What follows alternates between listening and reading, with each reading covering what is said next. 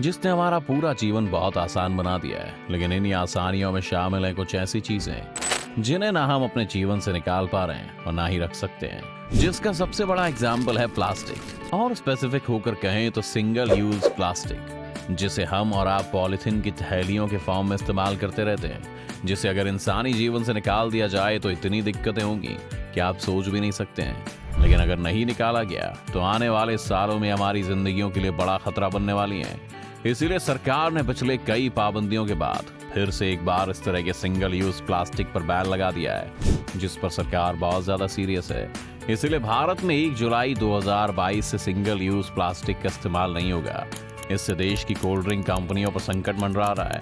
यही वजह है कि भारत में Coca Cola, PepsiCo, Parle, Amul और डाबर जैसी बेवरेजेस कंपनियां सरकार पर अपना फैसला बदलने के लिए दबाव डाल रही हैं। लेकिन लगता है सरकार इस बार अपना फैसला बदलने या रियायत देने के मूड में नहीं है। तो चलिए सबसे पहले तो ये समझते हैं कि आखिर ये सिंगल यूज प्लास्टिक है क्या। जैसा कि नाम से ही साफ है कि सिंगल यूज प्लास्टिक यानी कि वो प्लास्टिक जिनका एक बार इस्तेमाल करने के बाद इन्हें फेंक दिया जाता है, क्योंकि इसे आसानी से डिकम्पोज नहीं किया जा सकता है, साथ ही इसे रिसाइकल भी नहीं किया जा सकता है।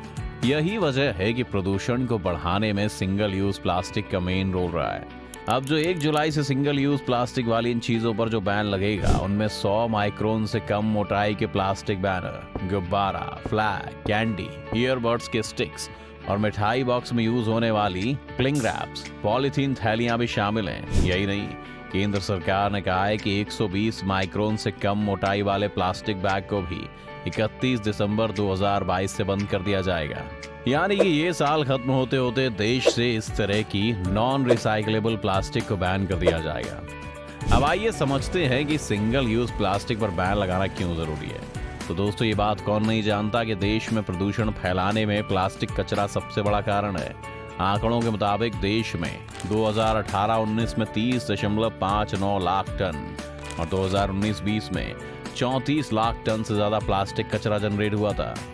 अब चूंकि प्लास्टिक ना तो डिकम्पोज होती है और ना ही इन्हें जलाया जा सकता है, क्योंकि इससे जहरीले धुएं और हानिकारक गैसें निकलती हैं। ऐसे में रिसाइकलिंग के अलावा स्टोरेज करना ही एकमात्र उपाय होता है, जिससे बाद में कूड़े के पहाड़ ही बन पाते हैं, या फिर प्लास्टिक अलग अलग रास्तों से होकर नदी और समुद्र में पहुंच जाती है। यही नहीं, प्लास्टिक माइक्रो पार्टिकल्स में टूटकर पानी में मिल जाती है, जिसे हम माइक्रो प्लास्टिक भी कहते हैं। ऐसे में नदी और समुद्र का पानी भी खराब हो जाता है। यही वजह है कि प्लास्टिक की चीजों पर बैन लगने से भारत अपने प्लास्टिक वेस्ट जनरेशन के आंकड़ों में कमी ला सकेगा। यूनाइटेड नेशंस एनवायरनमेंट प्रोग्राम यानी UNEP के मुताबिक दुनिया भर में आधे से अधिक प्लास्टिक को सिर्फ एक बार यूज करने के लिए डिजाइन किया गया है। यही वजह है कि दुनिया में हर साल लगभग 30 करोड़ टन प्लास्टिक कचरा पैदा होता है। और आपको शायद ये डेटा हैरान कर दे कि 1950 के दशक में प्लास्टिक की शुरुआत के बाद से अब तक 8.3 अरब मैट्रिक टन प्लास्टिक का प्रोडक्शन किया गया है।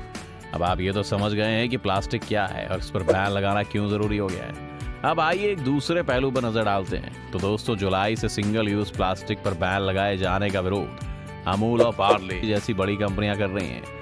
इसके पीछे सबसे बड़ी वजह यह है कि पार्ले कंपनी के फ्रूटी और एप्पी फिज समेत 10 प्रोडक्ट के लिए हर रोज 15 से 20 लाख प्लास्टिक स्ट्रॉ की जरूरत होती है। इसी तरह पार्ले एग्रो और डाबर जैसी कंपनियों को भी हर रोज लाखों स्ट्रॉ की जरूरत होती है, और यही हाल अमूल का भी है। और ऐसे में कंपनियां सिंगल यूज प्लास्टिक पर बैन लगाए जाने का विरोध कर रही हैं। अब ऐसे में उनके विरोध के कारणों को समझें तो प्लास्टिक स्ट्रॉ के बैन होने पर उनके प्रोडक्ट जो स्ट्रॉ के बिना नहीं इस्तेमाल किए जा सकते हैं, उनका क्या होगा।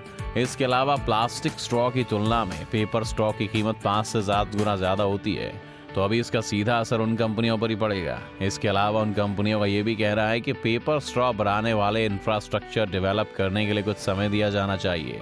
इस तरह से अचानक ऐसे जजमेंट से कंपनियां तैयार नहीं है। ये तो हो गई कंपनियों की बात। अब इसके एक और मेजर इम्पैक्ट की बात करें तो जानकार बताते हैं कि हर बार अलग अलग तरह के प्लास्टिक बैन के साथ कई फैक्ट्रियां बंद हो जाती हैं। इससे कई लोगों की नौकरियां भी चली जाती हैं।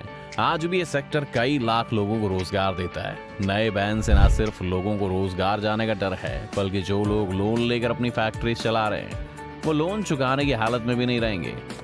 कुछ तो बाजार में वैसे ही मंदा होता है, गर्मी की वजह से मंदा है। कुछ ये बैन लग रहा है प्लास्टिक पे, इस वजह से मंदा है। अभी हम लोगों को अभी तक यही नहीं पता क्या चीज़ बैन हो रही है, क्या चीज़ बैन नहीं हो रही, जिससे बैंकों को भी भारी नुकसान झेलना पड़ सकता है। और ये बात तो साफ है कि इन्हें रोजगार देने की फिलहाल कोई भी तैयारी नहीं हुई है। एक्सपर्ट्स भी बताते हैं कि इन बदलावों के बाद आम दुकानदार ग्राहकों को प्लास्टिक थैलियां देना बंद कर देंगे। अगर वो इनके अलावा कोई थैलियां ग्राहक को देंगे तो इसके लिए अलग से पैसे लेंगे।